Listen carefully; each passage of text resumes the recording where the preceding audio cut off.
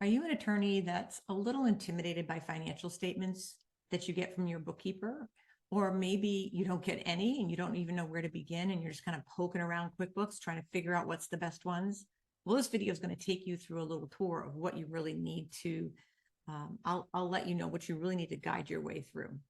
Obviously, the number one that everybody wants to see is profit and loss. That's that snippet of time in a fiscal period. So 1 year's time, looking at how you're doing in the firm. I recommend doing a profit and loss for the year. So we're in the month of May. I'd like to see January, February, March, and April, because that's all been reconciled and balanced, and do that per month. So you do the whole first quarter plus a month, and then do it monthly. So you can see the months and how they're doing and kind of compare month over month. And I also like to do, for example, since this is, I'm talking about April, you could show April of this year as opposed to April from last year. So run that profit and loss comparative report. And that one, and this is all in the article that's with this video, that one's really going to give you a picture of where you were last year, where you are this year. If you've got a budget, you could run a budget versus actual report. If you've done some forecasting, there's a forecasting button now. If you're in advanced, you can forecast your firm's future track, and you can also create budgets off of the forecasting, which is really cool. And so that's really what you want to look at. And then if you're thinking about where you want to be or what you'd like to move towards, everybody has a targeted goal for their revenue. Put that in the budget, figure that out. So you can kind of look at how you're going to see if you're going to actually get there. It's a good action to take to really start to track and take the time to look at it. We get so busy in our worlds that we don't have a lot of time to really analyze our own records. And it's really something we should consider doing if we want to really financially track the health of our business. You want to look at places that you could save some money. The easiest ones are taking a look at your software costs. See if you're paying for software you're not currently using. Cancel those. That's definitely a place. If you're paying a large amount of rent and your lease is almost up, maybe look at finding a different place to rent that's lesser. A lesser amount, maybe smaller if you need to downsize. A lot of people are working from home in a hybrid space and they don't need as many offices as they had pre-pandemic. The next report that I think is a good one to look at is the balance sheet. Don't be intimidated by the balance sheet. Most attorneys either don't ask for a balance sheet or they don't really understand the balance sheet, and it's very intimidating. So the balance sheet's kind of like I like to call the balance sheet really it shows the firm's assets, it shows the liabilities, and it shows the equity in the firm. And it's the true picture of the firm over all the time it's been open.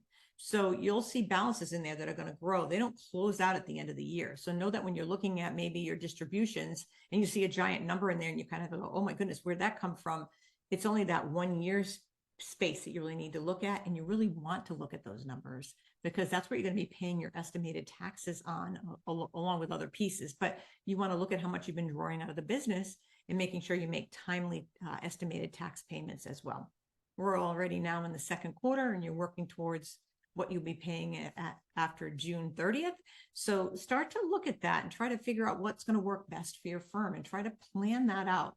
Don't be pulling it out as needed because you need money for something. You want to really be thoughtful about the process of taking distributions. There's also, you want to take a look at payroll liabilities, look at those numbers, make sure there's no negatives on the balance sheet. Those are kind of red flags if something's not correct. You want to look at anything there that's maybe not stated properly. If you're using an outside platform like Augusto or something like that, you might see that if the journal entries aren't ported in. So that's another place you want to look at, make sure that's looking good. Obviously, you want to collapse the trust account, liability account, and look at it against the balance sheet bank balance to make sure that those are the same number at the end of the month. That's going to help you figure that out. Also run your third-party software, whether it's Lien Law or Clio or MyCase, and take a look at that software and make sure that report matches the balance in the bank and the balance on the liability account. That's your 3 ways. You want to make sure that that's done. You also want to have a report stating that in case you get audited, you'll be able to pull that report and say, here's the report for whatever month they're auditing. So those are important.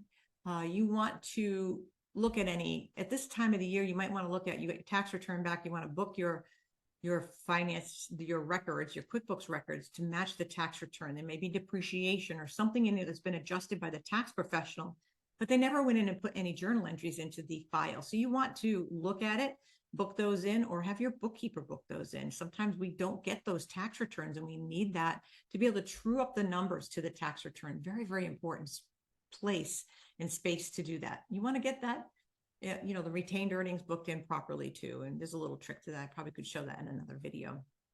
Those are the main reports that I think you really need to look at. You can do a balance sheet comparable report too, just like the profit and loss comparable, and compare year over year. Those are really important records to look at. You can run a cash flow statement, especially if your cash flow is tight. And even if it's not tight, you should really run one to kind of look at where you're at in the world of how much cash you have in the firm. It's going to probably it will pull in that trust account bank balance, not money earned. So you have to kind of discount that. But you want to look at where you're at with cash flow, look at what you have coming up for spending for the next month and kind of gauge there.